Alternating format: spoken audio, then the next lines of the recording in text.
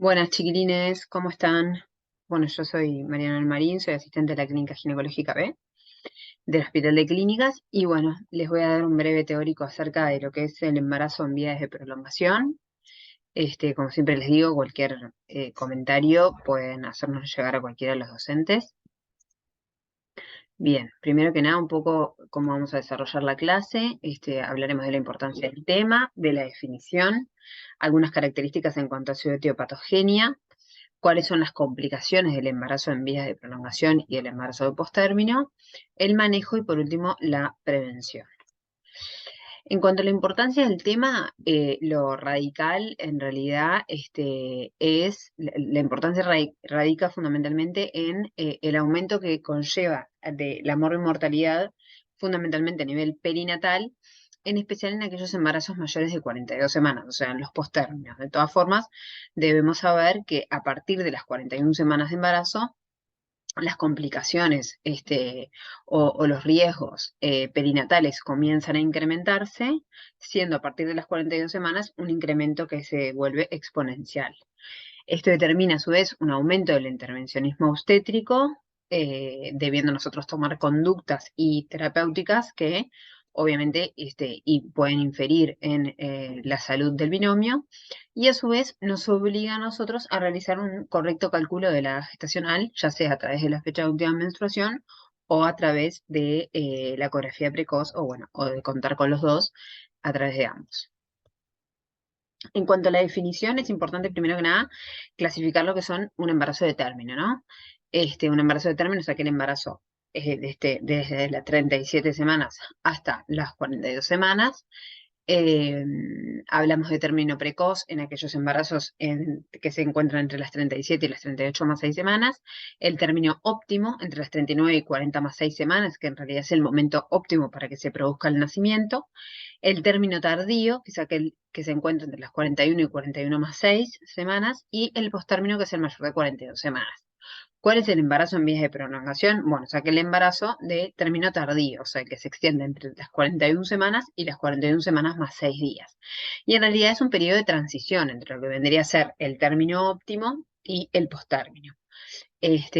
Una aclaración nomás, que el término precoz en realidad se lo caracteriza así porque justamente puede presentar complicaciones asociadas a un desarrollo de sus órganos de ese recién nacido que todavía no sea el suficiente como si es en el caso del término óptimo.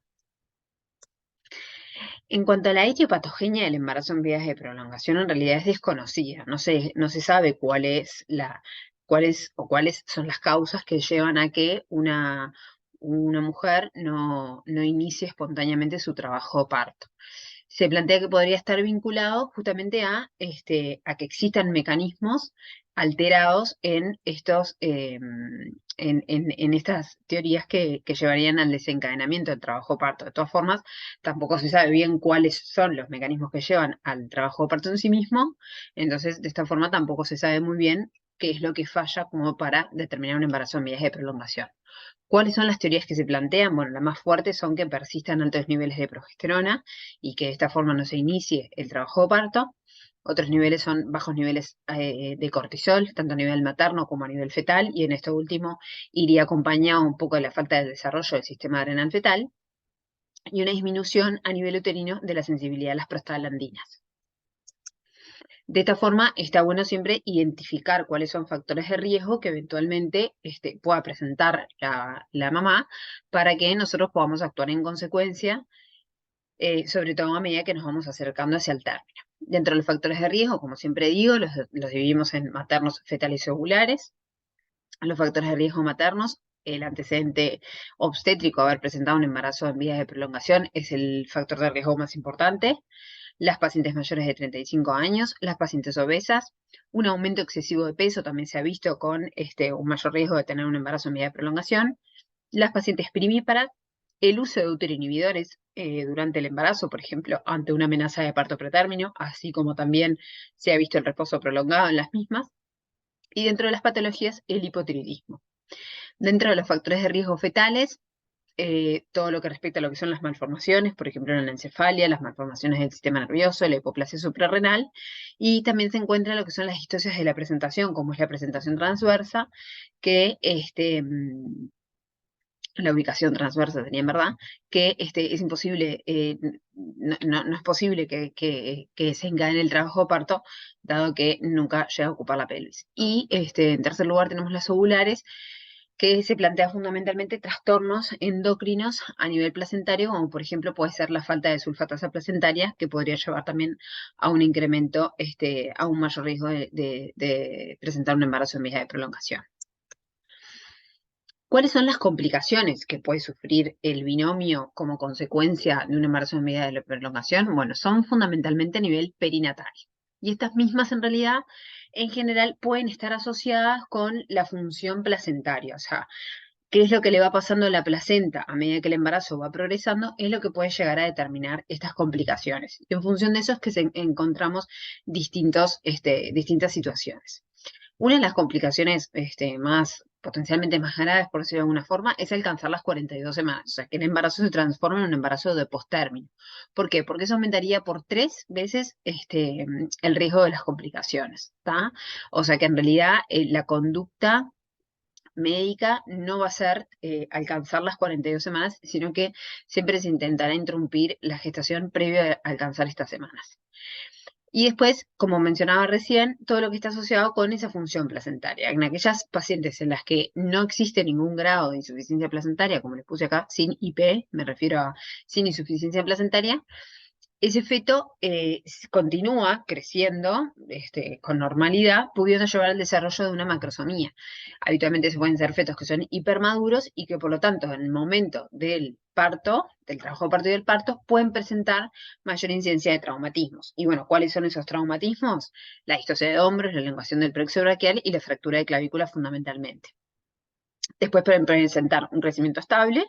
Y por último, cuando esa placenta se vuelve insuficiente, o sea que la circulación placentaria no es lo suficiente como para lograr una correcta hemodinamia a nivel fetal, se puede generar lo que es la restricción del crecimiento intrauterino, o sea, lo contrario a lo que vendría a ser la macrosomía. Acá habitualmente hablamos de fetos que son posmaduros, que están expuestos a una situación de hipoxemia crónica y que tienen un alto riesgo de un síndrome de aspiración de líquido amniótico meconial y por lo tanto de mayor riesgo de óbito. Muchas veces estos fetos presentan la expulsión del meconio en el intraútero, entonces al momento del nacimiento se puede producir esa aspiración y producirse lo que es el SALAM, que es el síndrome de aspiración de líquido amniótico meconial. Es un poco, en vistas a evitar estas complicaciones, las conductas que nosotros vamos a recomendar que tome la paciente en conjunto con el equipo tratante. Otras complicaciones son a nivel materno, obviamente el mayor intervencionismo obstétrico, y acá sí empieza a pesar la mayor tasa de cesáreas, y eso también puede darse vinculado un poco a las formas en las que nosotros llegamos a la inducción del trabajo de parto, que después vamos a ver. Mayor tasa de parto instrumental, mayor índice de desgarros perineales, fundamentalmente relacionados a la macrosomía fetal, y el estrés psicoemocional que implica un embarazo prolongado. Y después a causa ovular, el oligoamnios, en general asociado justamente a lo que es la insuficiencia placentaria y un cordón hipovolémico. Bien, en cuanto al manejo, que es uno de los elementos más importantes que debemos de tener en cuenta, existen dos grandes conductas, ¿no? Lo que es la conducta expectante, que se debe de tomar hasta las 42 semanas, en realidad hasta las 41 más 6, o hasta el inicio espontáneo del trabajo parto, pero como fecha máxima esas 41 más 6, 42, con un estricto control del bienestar fetal, que ahora vamos a ver un poco más en qué consiste. Y después lo que es la conducta activa, que es la conducta recomendada y la conducta que en general recomiendan los servicios de salud en nuestro país y en el mundo. Y en realidad es porque la evidencia científica ha demostrado que existe una disminución de las complicaciones perinatales, fundamentalmente del síndrome de aspiración del líquido amniótico meconial, que es una complicación neonatal potencialmente muy grave que puede terminar de la muerte del recién nacido. Y esta conducta activa no ha determinado un aumento en las tasas de cesáreas. Entonces, nosotros estamos ante una paciente que presenta un embarazo de 41 semanas más 0, siempre realizando un correcto cálculo de la edad gestacional, se le plantean a la usuaria las dos conductas a tomar. En el caso de que la paciente entienda los riesgos y opte de todas formas por una conducta expectante, el tratamiento será tratamiento entre comillas, poner tratamiento en realidad de seguimiento, será en forma ambulatoria. Se realizará un monitoreo de la frecuencia cardíaca fetal, o sea, un non-stress test cada 48 a 72 horas, justamente para controlar esa frecuencia cardíaca fetal y valorar que no existan elementos que nos hablen de hipoxemia crónica, en el que el feto pueda verse agraviado. Si la dilatación cervical lo permite, se puede realizar la maniobra de Hamilton, que es este dibujo que les coloqué acá, que es como un movimiento circular del dedo o de ambos dedos para despegar las membranas ovulares del polo inferior del cervix o del útero, sería el polo superior del cervix o el polo inferior del útero, que llevaría como el estímulo de la síntesis de prostaglandinas y de esta forma esa liberación de prostaglandinas determinaría la aparición de contracciones uterinas dolorosas y de esta forma la progresión al trabajo parto. En realidad esta maniobra lo que ha demostrado es acortar el tiempo hasta el parto, tiene una acción que se cree que es máxima hasta las 48 horas de realizada, o sea que más allá de las 48 horas ya se plantea que la misma no ha sido efectiva, y a su vez disminuye el uso de métodos farmacológicos para la inducción del trabajo parto. Después también se recomienda la realización de una ecografía obstétrica, en realidad en vistas a la estimación del peso fetal, justamente para valorar si podemos estar ante una restricción del crecimiento o ante un feto macrosómico, y valorar el líquido amniótico, también valorando la posible presencia de un oligoamnios. Y bueno, como mencioné anteriormente, el ingreso para inducción sí a las 42 semanas. Como contrapartida, contamos con lo que es la conducta activa, que es la conducta que nosotros vamos a recomendar. Y esta conducta activa implica lo que es la inducción del trabajo de parto. ¿Qué es la inducción del trabajo de parto? En realidad son todos aquellos procedimientos que nosotros ponemos en marcha para iniciar, hacer progresar y finalmente que se produzca el trabajo de parto y el parto y obtener una madre y un recién nacido en las mejores condiciones posibles. En función de eso es que vamos a plantear dos tipos de situaciones obstétricas, lo que es la situación obstétrica favorable y la desfavorable, y todo eso lo vamos a plantear en base al puntaje de Bishop. Cuando la situación obstétrica es favorable, hablamos de que esta situación es favorable para la inducción con oxitocina, y cuando hablamos de que es desfavorable, lo que debemos realizar previo a la inducción con oxitocina es la maduración cervical.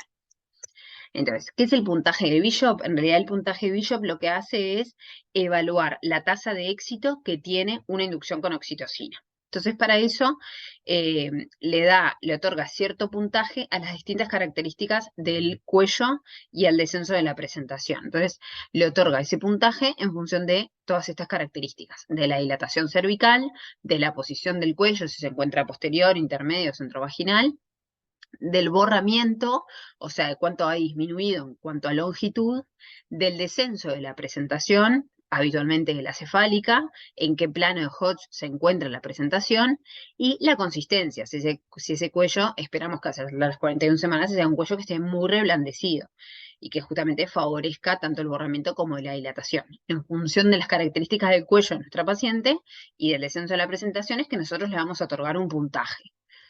Ese puntaje de Bishop puede ser, se lo divide en Bishop menor de 6 o Bishop mayor o igual a 7. En la situación obstétrica, cuando hablamos de situación obstétrica desfavorable, lo que hablamos es de un Bishop menor de 6. O sea que necesariamente se requiere de la maduración cervical para posteriormente poder realizar la inducción con oxitocina.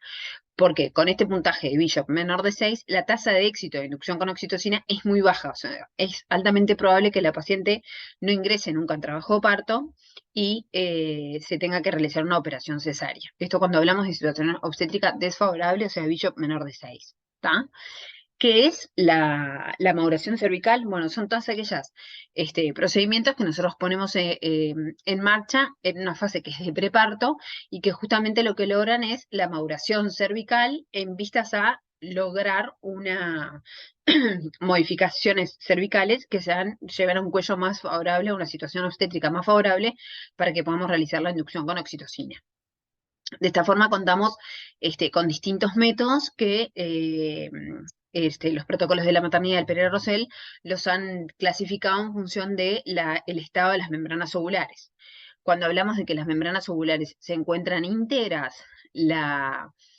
que es como planteamos en realidad que nosotros vamos a llegar a esta situación de embarazo en vías de prolongación, porque si no estaríamos ante una rotura prematura de membranas, eh, las, las acciones son la colocación de una sonda Foley, la colocación de la inoprostona o la utilización de misoprostol.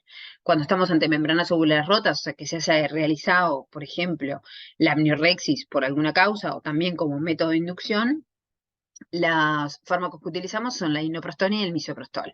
En realidad actualmente está en revisión la posibilidad de utilizar esta sonda Foley también en pacientes con membranas rotas, pero hasta el momento en nuestro país creo que no lo estamos utilizando.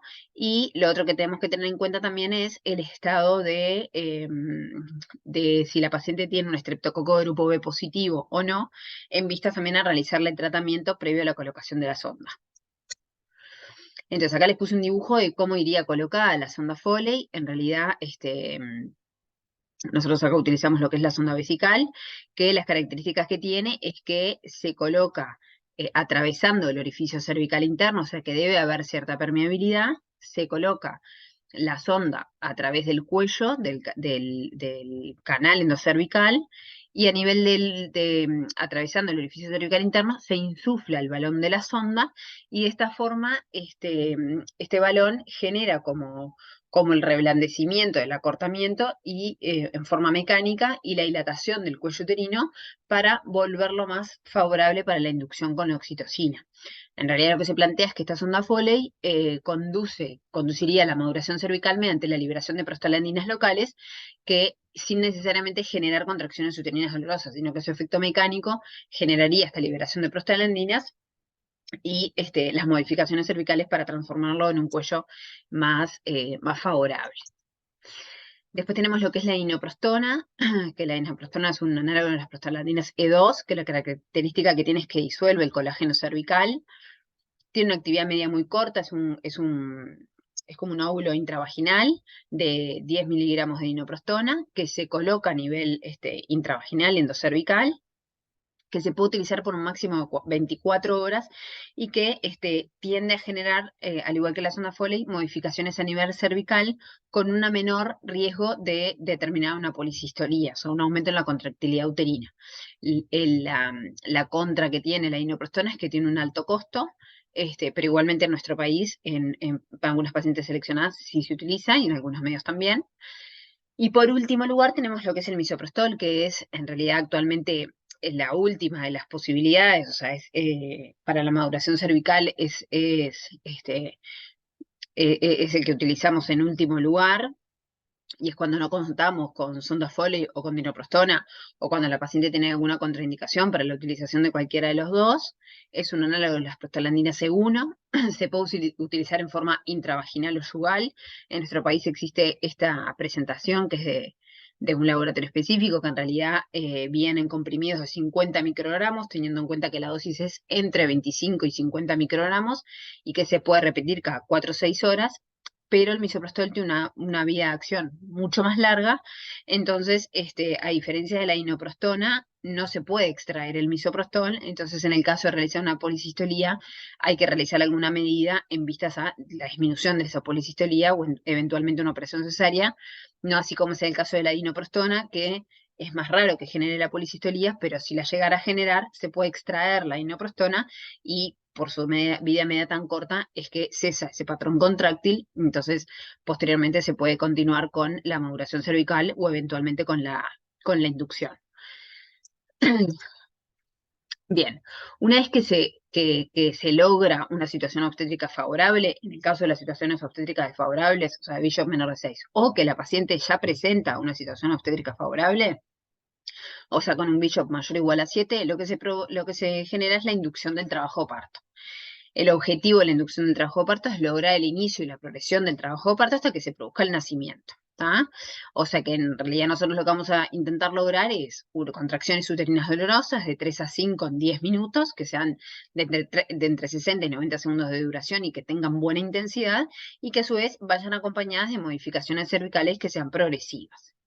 ¿Cuál es el fármaco de elección para la inducción? Es la oxitocina. La oxitocina es una hormona que estimula la generación de contracciones uterinas. Se administra en bomba de infusión continua y la ventaja que tiene es que se puede ir aumentando la dosis hasta que nosotros logremos la dinámica esperada. O sea, se inicia habitualmente con dosis bajas, en general de 12 mililitros hora en la bomba de infusión, siempre administrada la oxitocina en suero fisiológico o en suero Ringer lactato, y cada 20, 30 minutos nosotros podemos ir aumentando esa dosis en la infusión de la oxitocina hasta que logremos ese patrón, esa dinámica uterina regular de 3 a 5 contracciones uterinas dolorosas en 10 minutos que sean de buena intensidad y duración. Una vez que se logra ese patrón contráctil, se mantiene la dosis de la oxitocina. Otras medidas que en realidad no las puse porque no se utilizan habitualmente como primeras formas para la inducción son, por ejemplo, la amniorexis, pero en el caso en el que se realice la amniorexis en forma artificial, durante la inducción con oxitocina, se recomienda la suspensión de la droga, o sea, la suspensión de la infusión, o eventualmente al menos disminuirla a la mitad y evaluar si la paciente persiste con dinámica espontánea. Lo ideal sería suspender la oxitocina y valorar la evolución con luego realizada la amniorexis y en función de eso valorar si persiste con dinámica, continuará su trabajo parto y en el caso de que la dinámica no presente buena dinámica, se podrá reinstalar la oxitocina. Bien, y por último, y bueno, y después en realidad lo que resta es el acompañamiento y la asistencia del trabajo parto y del parto, ¿está? Y por último, en realidad en lo que respecta a lo que es la prevención, siempre está bueno tener en cuenta que, bueno, entre las 39 y las 40 semanas más 6 días, como mencioné hoy, es el momento óptimo para el nacimiento. De hecho, hay bibliografía que apoya el hecho de que a partir de las 39 semanas ya se podría ofrecer la maniobra de Hamilton, o sea, el decolamiento de membranas, en vistas a favorecer el inicio del trabajo de parto. Obviamente siempre en todas aquellas pacientes en que acepten que se realice esa maniobra y que las condiciones obstétricas estén dadas, o sea, que exista cierto grado de dilatación del orificio cervical interno. En pacientes mayores de 40 años y en obesas, no se recomienda ir más allá de las 40 semanas, entonces en ellas en realidad estaría más indicada a su vez la realización de la maniobra de Hamilton y a partir de las 40 semanas ya ofrecer la inducción del trabajo parto. La deambulación, así como las relaciones sexuales vaginales sin preservativos, también intentarían prevenir el llegar hasta un embarazo de 41 semanas. Y bueno, como mensajes finales para que se lleven, recordar que en realidad es una situación que es fisiológica, que es un periodo que es transicional, pero en el que nosotros sí podemos tomar conductas para justamente evitar las complicaciones, como ya mencioné. Puede determinar un aumento de la mortalidad perinatal y obliga al adecuado cálculo de la edad gestacional, y en nuestro país, así como en casi en casi todo el mundo, se recomienda la conducta activa ante un embarazo en vías de prolongación, o sea, un embarazo mayor de 41 semanas. Bueno, muchas gracias.